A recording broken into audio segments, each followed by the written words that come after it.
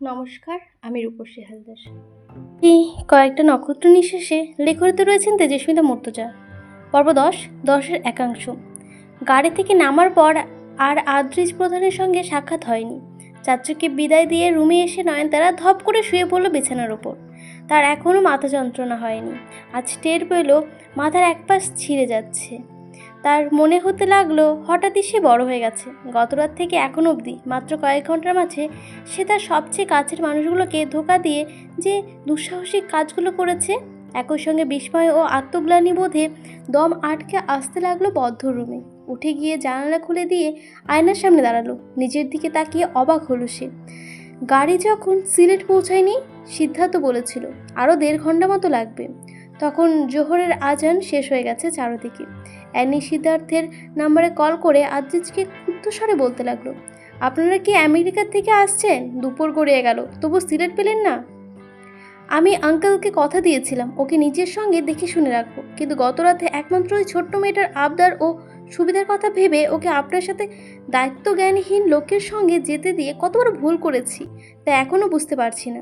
সকাল থেকে 4 বার মিথ্যা বলেছি, আর পারবো না। আমি আপনার নাম্বার দিচ্ছি, আঙ্কেল তারার সঙ্গে কথা বলবে, এক্ষুনি সেই ব্যবস্থা করবেন।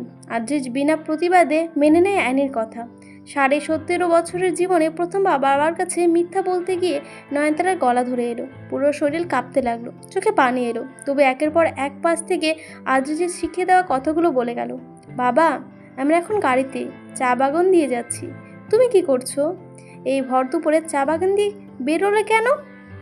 পৌঁছতে পৌঁছতে রোদ পড়ে যাবে, এবার ফিরতেও হবে। পুরো বিকেলটা আজ এখানেই কাটাবো তো।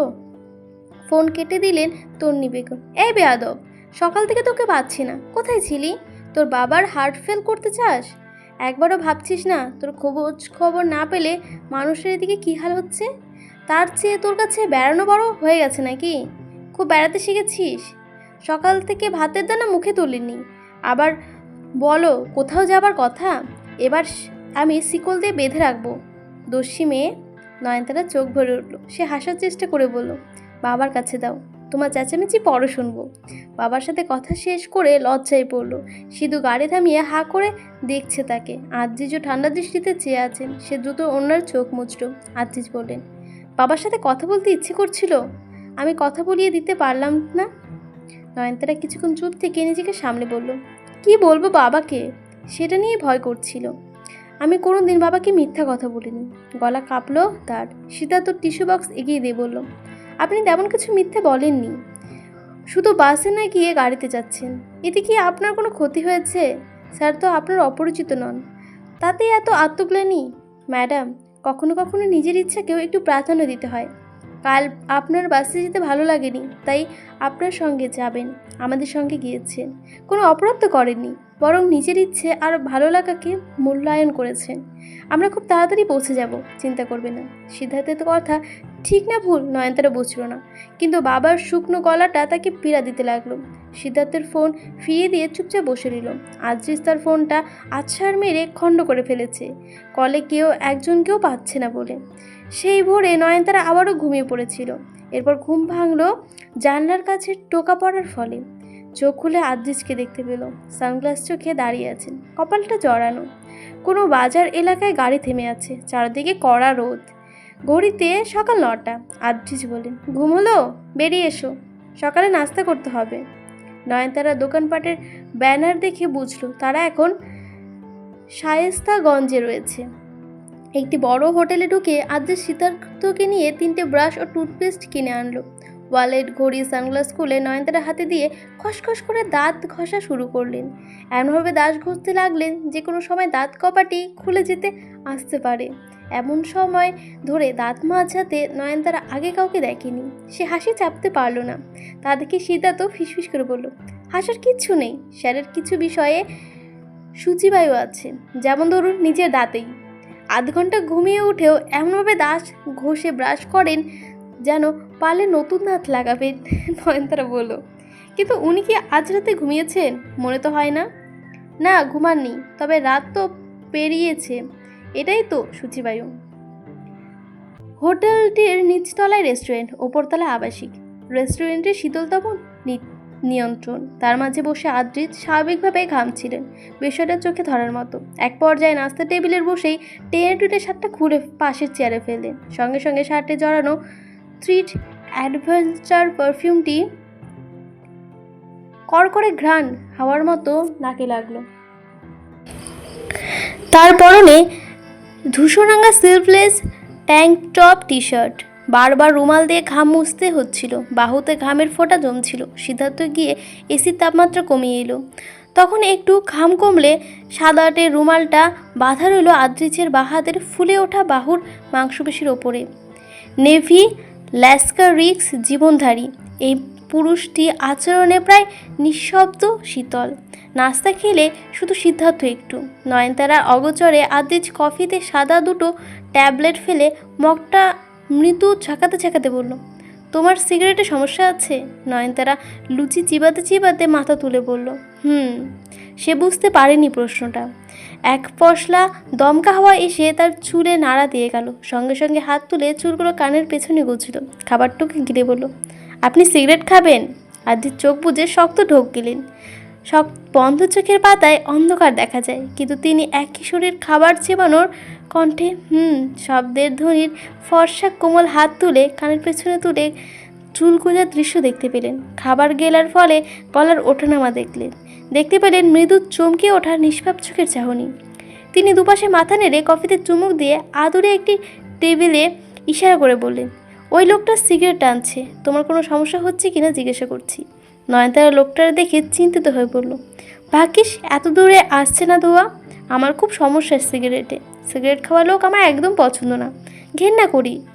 আপনার নেই, নয়তো আপনাকেও করতাম। নয়নতারা বলার ভঙ্গিতে আদ্রিজ হেসে ফেললেন। লোকটাকে উঠিয়ে দেব? আমার জন্য একজনকে ওঠাবেন? আদ্রিজ শান্ত চোখ দুটো নিঃশব্দে জবাব দিল, তুমি বললে এই মুহূর্তেই। চোখের ভাষা বুঝে নয়নতারা দুটো না বলল। বলতে উঠতে গিয়ে আবার গলা খাবার আটকালো। সঙ্গে সঙ্গে আদ্রিজ জলের গ্লাস এগিয়ে দিলেন। নয়নতারা পানি পান করে বলল, আরে আসতে না বলে এখানেই স্মেল। আপনি কিছু খাবেন না? আদ্রিজ মৃদু হেসে মাথা নাড়লেন, আমার ডায়েট। আপনি তাই বলে সকালে নাস্তা খান না? আদ্রিজ হাসলেন। আমি শোনা? মানে শুধু গরুর মাংস ঘাস পাতা খেলে থাকেন? নয়নতারা হাসতে লাগলো। আদ্রিজ উঠে দাঁড়িয়ে বলল, তুমি খাও, সিধু আছে তোমার যে কোনো প্রয়োজনে, আমি আসছি। সিধু জেনেও জিজ্ঞাসা করলো, কোথায় যাচ্ছেন স্যার? আদ্রিজ গাঢ় চোখে তাকিয়ে বিড়বিড় করে বললেন, মূত্র বিসর্জন দিতে। কল্যাণের কাজ। হোটেলের ছাদে দাঁড়িয়ে পরপর দুটো সিগারেট শেষ করে মুখে খানিকটা ডিওড্রেন্ট স্প্রে করে নেমে এলেন আদ্রিজ। নয়নতারা তখনও টুকটাক খাবারই খাচ্ছে।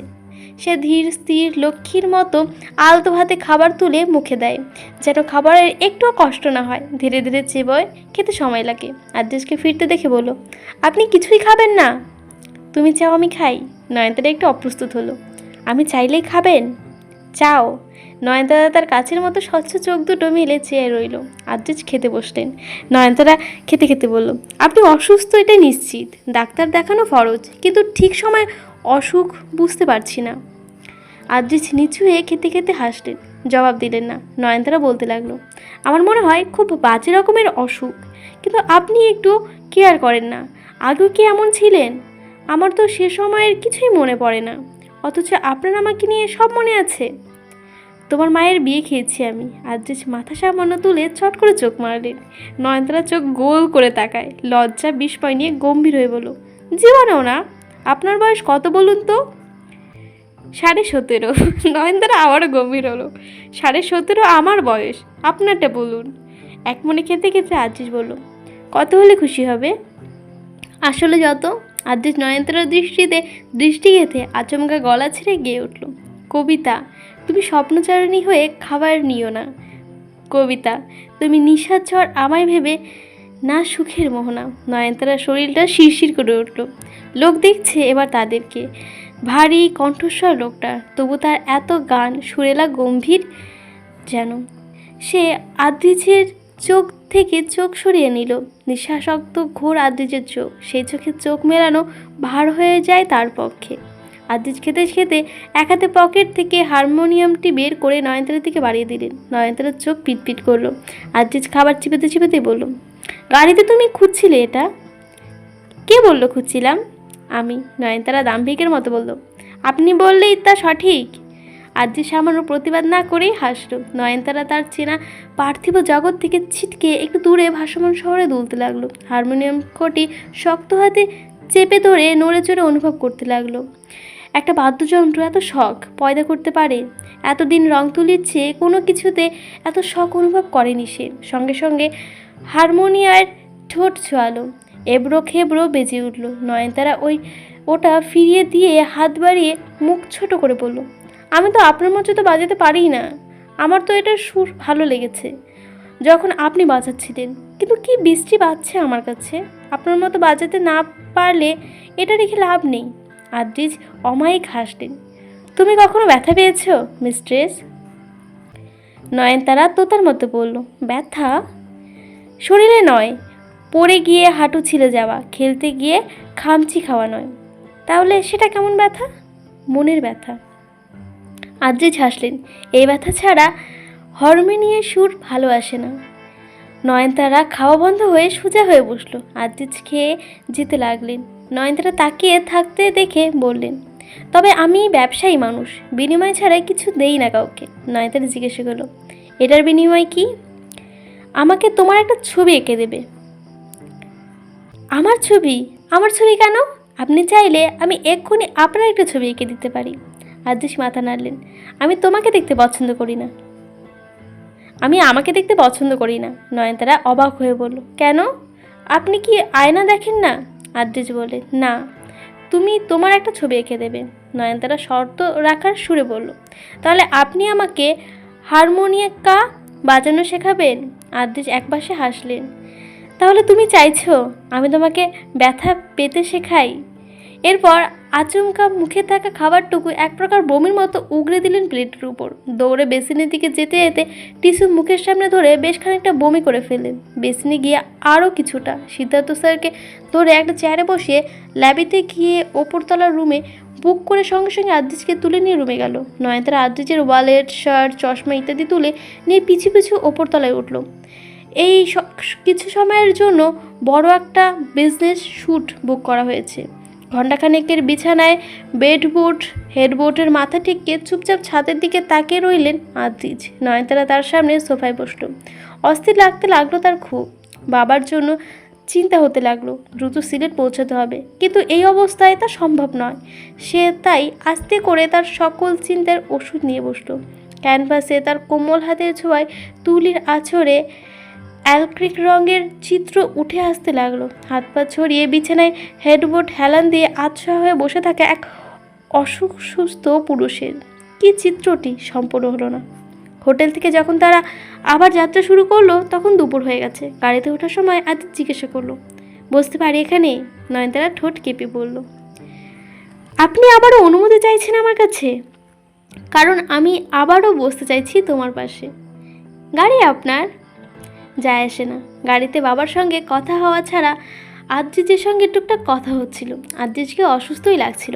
আজিজ পুরোটা পথ শীতে হেলান দিয়ে মাথা নয়নতারার দিকে কাত করে বসে রইলেন। কিন্তু সিলেট পৌঁছে হোটেলে প্রবেশ করার পর দেখা হলো না। দেখা হলো রুয়াদ ইফতেহাজের সঙ্গে।